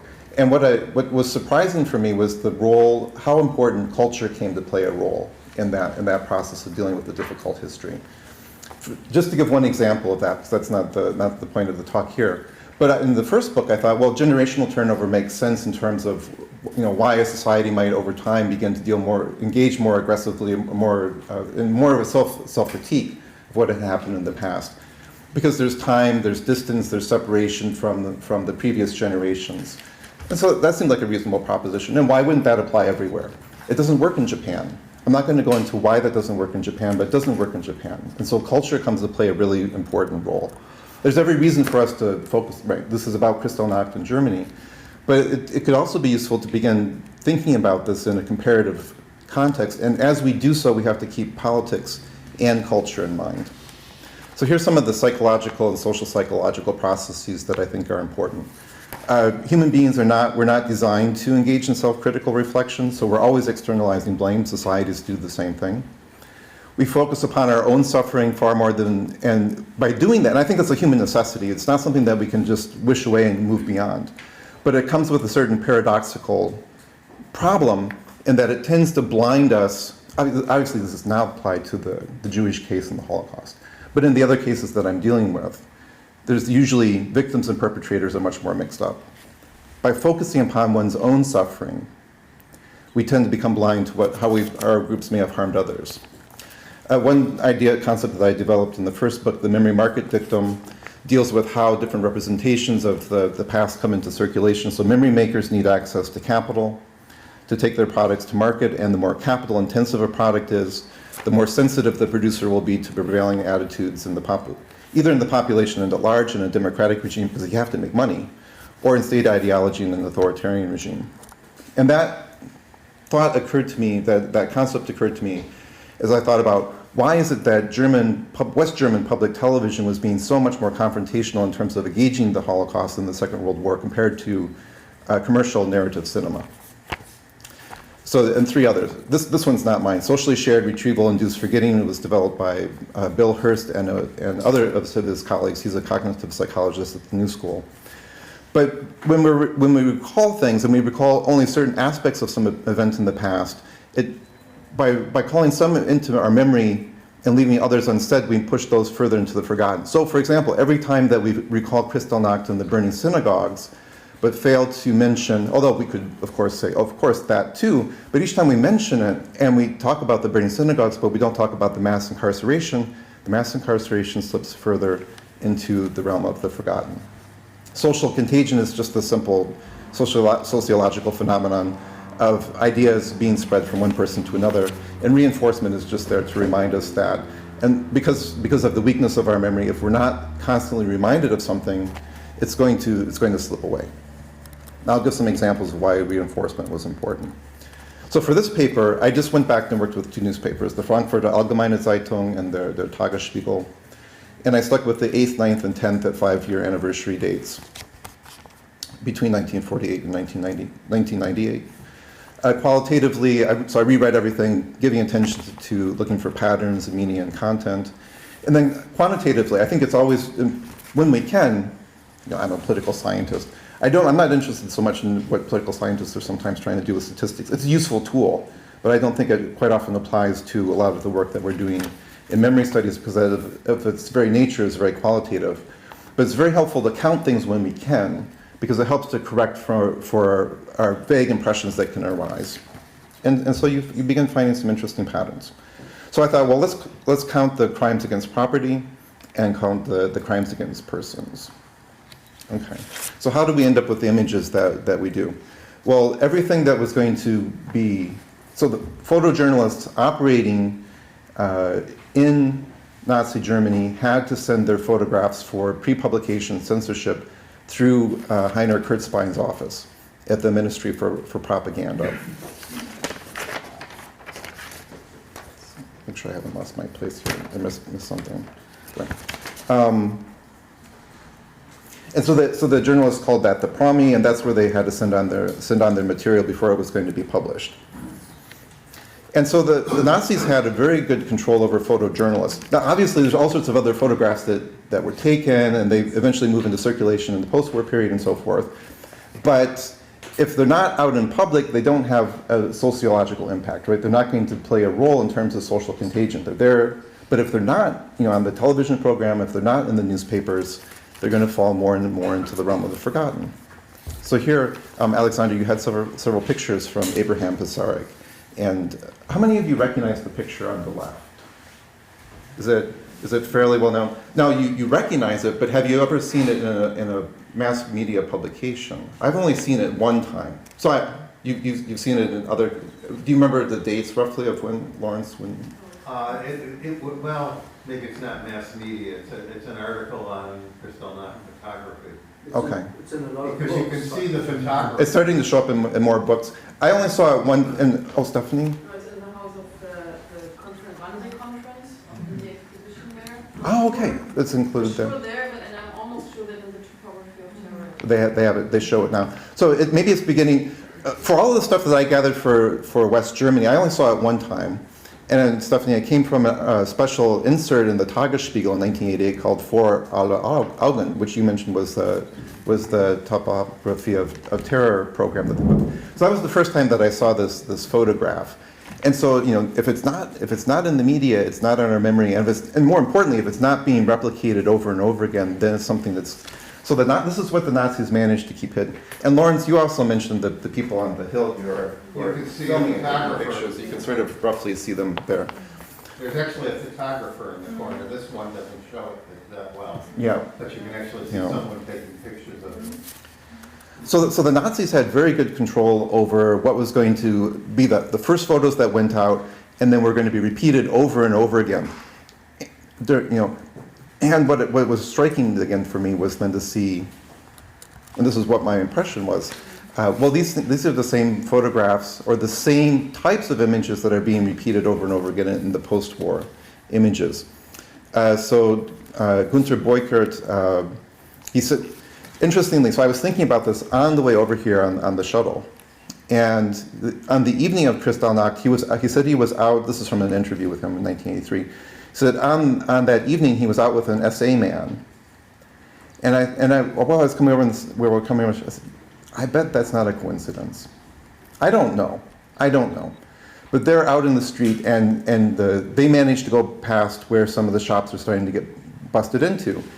And so Beukert, says, I don't know what's going on. I got to get my journalist out there. I got to photograph this stuff. So he rushes back to the office, calls his guys, and he sends out 4 AP photographers. So he estimates, this is many years after then, but based upon how much film they had in the camera, he estimates that they took about 100 photographs. Having interacted with this was their first interaction with the propaganda ministry, they said, well, maybe we can send in 34 photographs, and from these 4 or 5 were given verbal approval. So then he rushed off and sent them out to the foreign media, and the foreign media then began using those 4 or 5 photographs. But Beukert said in an interview, one picture there was a confrontation between a Jewish shop owner and the SA guys. He was protesting and they hit back. This disturbing scene I did not send on. And so I can tell you that, but are we going to hold that, can we hold that image in our mind? Probably not, right? It's the burning synagogue that's going to come back and occupy more of our memory. Here's some data from looking at the articles. So I thought it was interesting to see how Kristallnacht and references to the Holocaust began to become interweaved into each other over time. And I'm not looking, in doing this, I wasn't looking for the word Holocaust, because obviously that's something that comes into use later, but references to mass murder or something like that. Here's the breakdown in terms of references to violence against persons and property. So I looked for property, I looked for references to synagogues, businesses, and personal property. And then for injury against harm to persons, murder, injury, and imprisonment. And then I totaled those up, and you can see those on the right-hand side. Okay, so that's a picture for all of I break this down over time. Just for those of us in back, could you tell us what they are? The text, and it's hidden a little bit. So reading from left to right, we've got synagogues, then businesses, personal property, murder, injury, imprisonment, and then the last 2, the first one is total property, and then total persons. I have my reading glasses on, so I can't see well to the back of the room there. I'm getting older. So that's a picture of taking all that. So here's a view of how that changes over time. The blue lines are showing by decades, so 50, 60, 70, 80, 90. There's violence against property, and then the orange lines, the yellow lines, are violence against persons. And so there's an equalization of that over time. There's a bigger gap at the beginning. I think so. I'm looking for some way of asking the question: did the Nazi control over those photographs, and then the photographs that were used in the post-war West German media, did that have an impact? I think we can see some of an impact here, in terms of how. And those were the photographs. The photographs were of burning synagogues and busted up shops, and vandalized synagogues. Okay, the last few slides are from some of my other research, and just to provide a little bit more of a context, but also to bring in some of the psychological and social psychological terms that I introduced at the beginning of the presentation. This is just for West Germany in 5-year periods. The appearance of Jewish themes, so not dealing with Jewish life in Germany in some manner. Okay, not necessarily the Holocaust, although the Holocaust is included in there as well. And this is a narrative cinema. So thinking about the memory market dictum, what I think is interesting here is to see that there's this breakthrough moment where there's this very dramatic change in terms of this becoming commercially saleable. So producers are not saying, nobody's going to go see this. I'm not going to make your film. They're saying, oh, this is a topic which we could actually have people going to see. Let's engage that.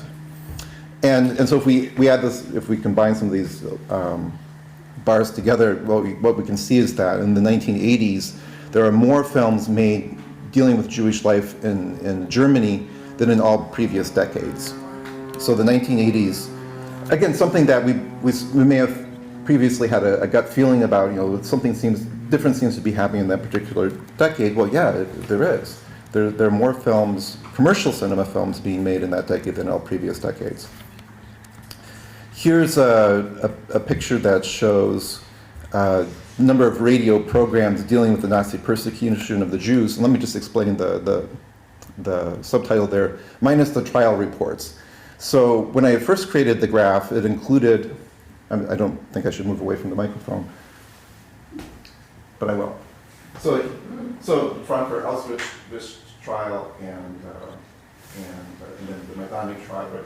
So I took those out. Oh yeah, and so I took the trials out because those were spikes of activity. And I said, well, it was sort of hiding something interesting. So I took the trials out, and if you look behind the trials, right, the trials happen, so there's a spike, but then it goes back to where it was before, which is not silence, but it's not a lot of activity. But again, then in the context of the 1980s, then we see that sustained engagement with that topic again of the Nazi persecution of the Jews, and that's important because then you're getting that reinforcement and that contagion effect, which you didn't have because most people in their daily lives, this is not there. So if you're going to look for some sort of big social change in terms of how the society is engaging in a difficult history, it has to be something big. It has to be sustained. It can't. The trials on their own weren't enough. They certainly mobilized intellectuals, they certainly mobilized historians and others, but in terms of the broader public, they happened and then they sort of disappeared again. Here's an example to help illustrate that. So the Landesbildstelle Berlin collected interviews with prominent Berliners, so I put prominent in quotation marks. And the point of these interviews was to interview people who were important to the life of the city of Berlin. It had nothing to do with National Socialism or the persecution of the Jews. But I thought, well, here's this archive of 300 interviews. Let me see how Germans talk about this stuff amongst themselves. And not so much to learn about the history of Berlin, but to see, well, how do these things begin working their way into people's conversations and what happens? And what you see in these interviews is that socially retrieved, induced forgetting that Hearst and his friends talk about. I didn't have a term to name it, but it was interesting how often in those conversations between two Germans that something related to National Socialism, of course, would sort of creep in there. It could be an interview with the curator of the Berlin Zoo, but he was there during the Nazi period, and so at some point National Socialism enters the conversation, but then both sides agree, oh, we don't want to go any further with that. The interviewer doesn't pursue it, and the interviewee doesn't continue with the thought either. But that changes, and it changes at a particular point in time. So the blue bars in the picture here are of the 1970s, and the yellow-orange bars are from the 1980s. So references to National Socialism triple between the 1970s and the 1980s, and the discussion about the Nazi persecution of the Jews also increases dramatically in the context of the 1980s. The other interesting point about the Jewish persecution, it's only in the context of the 1980s that Germans who, non-Jewish Germans who lived in Berlin, who worked to save Jewish lives, were then finally marked as prominent Berliners. And it was within that context that they became a target for the archivists that said, we have to go out and talk to these people and capture their stories. So I would say that the Nazi control over the photojournalists and their propaganda ministry had an impact. It shaped the way in which Kristallnacht was discussed for a period of time after the war. But eventually that went away. And part of the reason why I think that happened was because you had this interweaving of Kristallnacht and the Holocaust in terms of how things were talked about. And that provided, and obviously, right, the Holocaust draws forth all of these horrific images of harm against persons. And so those two stories began to interweave with each other and began to overcome the legacy of that Nazi propaganda. But it's something, again, which I think all of us are aware of in different ways, but again, to be aware of the power of those images.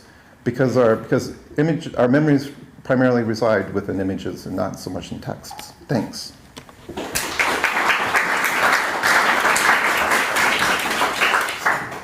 Be very, very careful and take the mic. Yes, I'll bring the microphone. It's admirable that you kept to the times so wonderfully.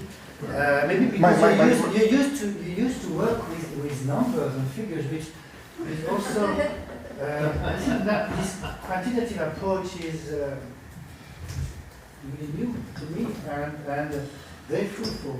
So thank you for the panel. So I see so many questions, just before lunch. Okay, let me go from my left to the right. Stephanie, brief question. Well, I realize I'm not the chair here, but I do so much better if I just take one question and do one answer. So if we can do it that way, rather than talking. Okay, I'll be very brief. Thank you for this fascinating material that you presented us and analysis. Just with these two pictures, I was wondering, I find it puzzling if I'm thinking putting myself in the position of a Nazi censorship man. Why would they allow the burning of houses of worship, of Gotteshäuser, which is apparently one of the things that people were not really content with, because it's like an attack on religion. While on the other hand, this picture is not violence. It's like marching them off to a working camp where finally they will put people to work, blah, blah, blah, which has been used, I think, in the 1933, 34. You have these kind of pictures published when referring to communists and socialists. So I wonder, have you any idea how this change came about, that suddenly burning synagogues are even more acceptable?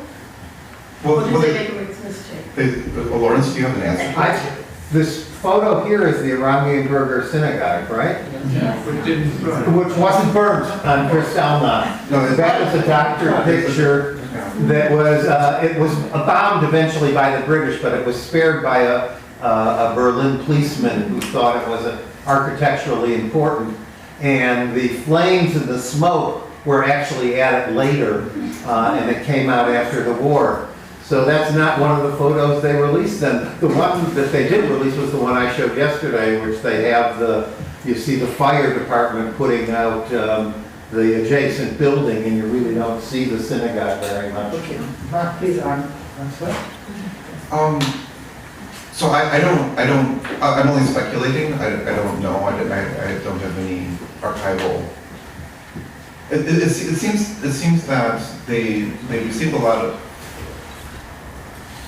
I think people are much more sensitive to violence against persons. Not that they necessarily justified anything else, but they knew that, right, this is such a huge event that's going to, and they're allowing, as Norman pointed out, that they're allowing journalists to roam around and they're going to write about these stories.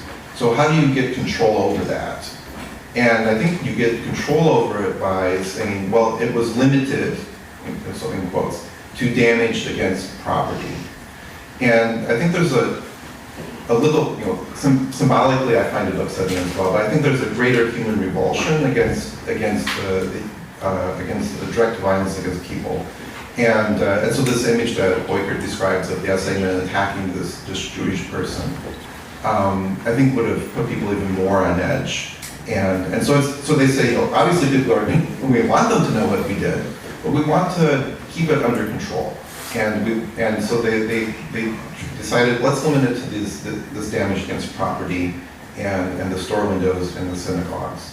And they were very concerned about keeping the mass incarceration out of the international press. And they denounced, they said any reports of that are just things that are being made up by the foreign press. Very brief follow-up. But maybe it's also that after the war, the West German press at least liked to use these synagogue things because they could present National Socialism as an attack against religion. Catholic, Jewish, that was one of the 1950s narratives that it was aiming that now we have to restore the Christian Abendland again against the attack from the Nazis. And with the question of the photo, another photo, which you see the dome being destroyed, but that will be produced in many books as Kristallnacht, but we know that it was after the bombing, so much later. I'm going from left to right. You have a question, yes? Yeah, just following up from Stephanie's question in a sense. I mean, unless I'm mistaken, the picture on the left is marked up for cropping, isn't it? I mean, it's at the top there in the middle, that white. Yeah. So I wonder what is the process here? I mean, that suggests to me, assuming that was done in 1938, is there some discussion about maybe publishing these after all that's only stopped quite late in the day? Because if they're kind of envisaging, well, this is where we're going to trim this for the page, that suggests that maybe there is still more ambiguity about what we're publishing or we're not going to publish. I'm afraid I may have skipped over something in my presentation. So this is a picture from Abraham Pasaric, and so this wasn't a promoted. He had actually lost his job in 1933 as a photojournalist, and so he was working for a Jewish organization in Berlin. So he took his own risks and went out and took this photograph for his own reasons, and then it was put away in the personal archive. But as we saw in Alexander's presentation, a number of Abraham Pasaric's photos, he continued to live in East Germany and continued to work as a photographer. So that's later. Yeah. Which should we get to the picture? I think we have to maintain the discipline, I'm sorry. We'll have time for general discussion, it's planned, at the end of the conference. Sorry. Yeah, so Mark, you need to help me a little bit. I'm a little bit confused about two things, the sources and also the concept of so the sources, for example, this is not Berlin, this is Baden, as far as I know. So I'm a little bit, and I don't think that Pasaric actually took this photograph. So I'm a little bit confused about that. And also, why would he put, as this was already mentioned, the Oranienburger Straße, which is not an original, as under the headline Nazi control about photojournalists. So I'm a little bit confused about that. And your other sources, I liked the tables with kind of dimensioning, but it was not really clear.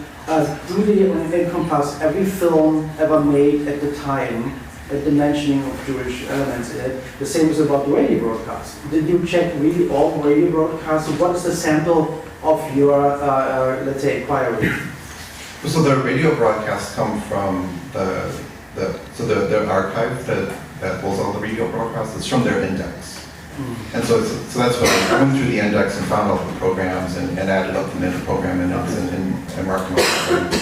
And then the films, I did a content analysis based upon filmographies. That there's one comprehensive or more or less comprehensive West German filmography, and so I went through all of the synopses and watched as many of those films as I possibly could.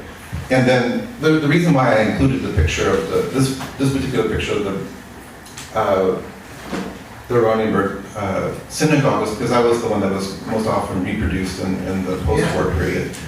And I had cropped it out of my newspaper article so that you could see it in context, but for whatever reason, it always came out as a negative when I cut it out and then put it in. So I said, well, that just looks stupid. So that's the reason for that. And this one here, in the source that I took it from, it says it's in Oranienburg. And the Jews are being marched to Sachsenhausen. So I don't know anything other than that, but that's the label that it was Abraham's picture, and that's the label that put to that picture in that book. But it was originally one that I had seen in the Tagesspiegel, and when it appeared in the Tagesspiegel, I didn't know where it was from. And then I was surprised when I ordered this book because I wanted to find Boykert's interview. I'm like, oh, there's the photograph from the newspaper story. We have a few minutes, really have 4 minutes. So Norman. Yeah, I would also add to what Wolf just said. I mean, I think this example shows nicely how careful one has to be if one uses photo, generally historical material after 45 and from the very days of the events, because I mean, we talked about that already the last days. It's one has to check really carefully what was actually printed at that time in the American, British press, and so on and so forth. And AP was a very powerful organization. All their photographers in Germany were all Nazi sanctioned photographers, and they also had the very powerful technical options of sending out photos within hours from London via their own radio photo system, which was a kind of monopoly at that time. And I mean, Heiner Kurzbein was certainly not able to manage and exercise pre-censorship during these events. So I mean, one really has to look up and prove where were the photos published for the first time or the second time, and how were they used after 45, especially if one has then later events within the photos, like here in the Oranienburger Straße. Yeah, it'd be interesting to know exactly, so from Boykert, what were those 4 or 5 photos that were sent out? And did others go out? I don't know. But based upon what he said in his interview, we know that he felt he was already in trouble because he only had a verbal approval and he didn't have the stempel. And so the office called him back and said, why did you send these out? You weren't supposed to send these out. You didn't have the official stamp. And so then he said, well, he said he was concerned that he was being threatened, we're going to imprison you or you're not going to be able to work anymore. So he didn't follow the exact procedures that were laid out, and he felt threatened as a result of that. Yes. No, sorry, the gentleman. Yeah. I was just curious if you've seen any similarities between the way the Nazi control of the reporting was handled to just other countries' approaches to it, because I feel like there are similarities even today in the way that an American media reports and doesn't like to show crimes against people and some of the harm we do to that. So. I think it's universally recognized as an important part of any sort of propaganda mission is to try to maintain control over the images, because that's what circulates, that's what's going to stick in people's mind, and certain photographs become iconic. Think of the Vietnam War, and there's 2 images that come to my mind. So I think governments have understood over time, totalitarian, authoritarian, or democratic, that if you want to control the narrative, even if you can't control everything that people are going to write, but if you can control what becomes the icon of a particular event, that's really powerful. There's this famous study about the red balloon, you all know the movie The Red Balloon, and where they basically give a text of it to students to read, and then they give another group of students, they watch the film, and then they quiz them on it on a regular basis weekly afterwards. And by about a month, those who read the text can only remember about 10%. Those who saw the movie remember about 70 or 80%. So the image is really important. But I think the images, if you're trying to figure out which ones they sent out, look at the Life magazine, November 28th issue, 1938, because they did the big pictorial spread. Okay, I think we have to not stop but continue the conversation over lunch. But before that, I want a round of applause for the 3 panelists. And I want to add a round of applause for the chair of the panel.